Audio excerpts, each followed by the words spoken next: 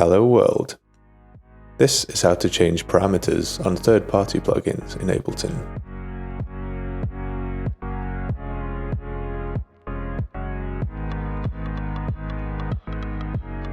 This is how to change parameters on third-party plugins using a plugin wrapper.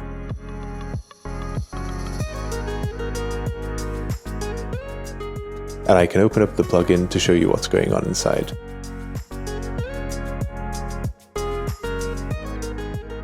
Now, there's three things to notice here. The first is that the rest of my screen isn't being taken up by the plugin, whilst I can still control it from the plugin wrapper. Secondly, it was much quicker to adjust the plugin from the wrapper rather than having to open it.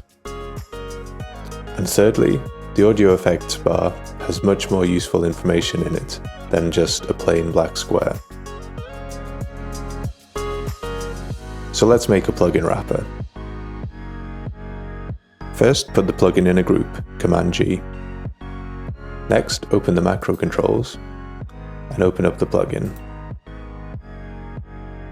Now assign each macro in the audio effects rack to any parameters that you commonly use in the plugin. Click Map, click the parameter in the plugin, and click Map on the macro.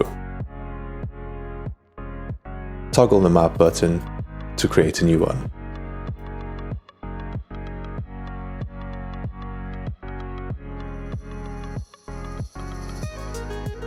And there we have it. Minimize the plugin inside the wrapper to free up valuable screen real estate. And now we have our wrapper. Simply save it and store it.